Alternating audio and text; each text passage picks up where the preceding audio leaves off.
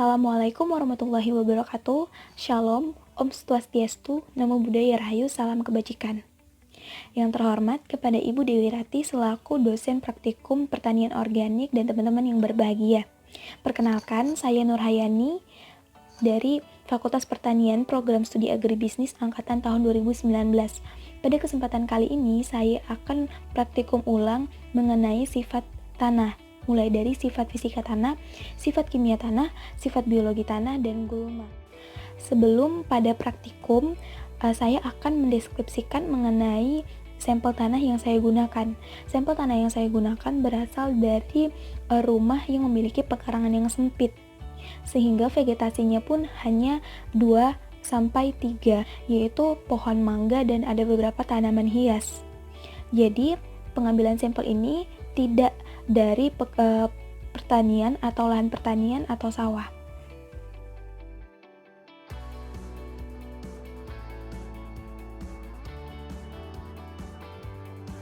Pada percobaan kekeruhan tanah, tuangkan air ke dalam wadah yang berisi sampel tanah. Pada percobaan kekeruhan air, terlihat bahwa air di dalam wadah tidak terlalu keruh dan juga tidak terlalu bening.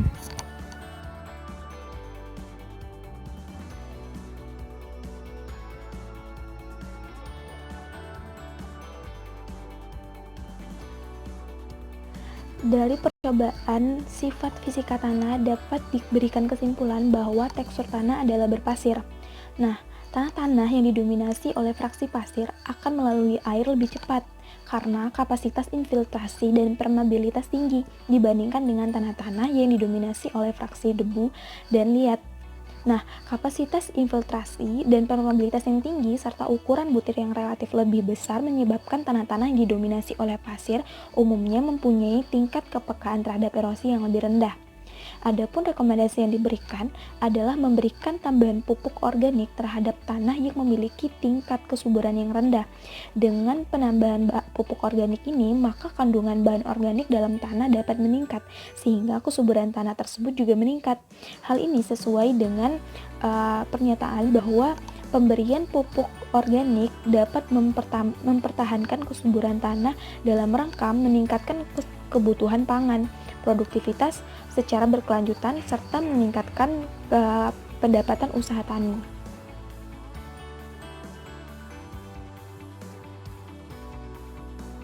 Tahapan untuk mengetahui pH tanah yang pertama yaitu masukkan 2 sendok makan cuka dapur lalu diaduk. Setelah diaduk, amati apakah terjadi reaksi. Jika tidak terjadi reaksi, maka tambahkan air atau aquades untuk menetralkan kondisi. Lalu aduk kembali untuk menetralkan kondisi pada tanah tersebut. Setelah itu masukkan baking soda. Pada percobaan ini terjadi reaksi berbusa, maka pH tanah adalah asam. Dari hasil percobaan sifat kimia tanah dapat diketahui bahwa pH sampel tanah adalah asam. Nah, tanah-tanah di Indonesia ini rata-rata memiliki pH 4-5,5, yang mana pH asam ini menjadi salah satu faktor penurunan produktivitas pertanian. Nah, adapun rekomendasi yang diberikan adalah ada beberapa cara agar tanah yang asam dapat dinetralkan, yaitu dengan memberikan pemberian kapur. Nah, pemberian bahan organik dan fosfat secara intensif, melakukan pengaturan sistem tanah, pemberian mikroorganisme pengurai. Contohnya kapur pertanian yaitu kapur tohor, lalu ada kalsit, adapun dolomit. Namun sebelum menaburkan kapur pertanian, petani harus terlebih dahulu memastikan bahwa kadar pH tanah tersebut. Jadi harus mengetahui pH kadar tanah lahan pertanian, lalu baru diberikan kapur pertanian, sehingga dosis yang diberikan sesuai dengan kebutuhan.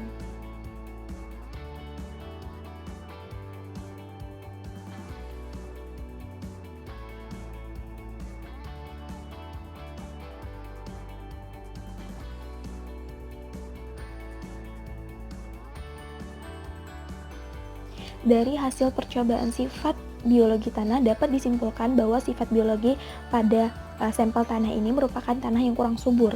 Hal ini karena mengindikasikan bahwa semakin banyak ragam fauna dalam tanah, maka bahan organik yang tersedia dalam tanah juga melimpah. Karena bahan organik tanah sangat menentukan kepadatan populasi organisme tanah, salah satunya adalah fauna tanah. Nah, adapun rekomendasi yang diberikan adalah sebagai upaya untuk meningkatkan kesuburan tanah secara biologi, yaitu tambah materi atau pupuk organik, lalu lengkapi dengan materi hewani, perbanyak pupuk kandang, memaksimalkan pupuk kompos, buat tutupan hijau atau green manure, dan tambahkan pupuk hayati.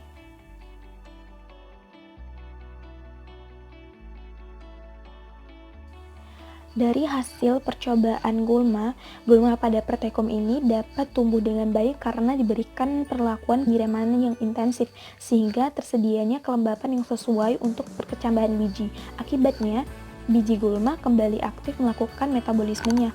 Nah, adapun rekomendasi dari percobaan ini yaitu pengelolaan untuk mengendalikan gulma pada sistem pertanian organik umumnya menggunakan pendekatan rotasi tanaman dan tanaman penutup. Nah, selain itu, salah satu pengelolaan tanah yang dapat dilakukan agar biji gulma pada tanah tidak tumbuh yaitu dengan pembalikan tanah. Bisa cangkul, dibajak dengan tenaga ternak maupun traktor atau digaru. Dan gulma dibersihkan dari lahan tersebut. Proses pembalikan tanah dibiarkan terlebih dahulu kurang lebih 1 atau 2 minggu.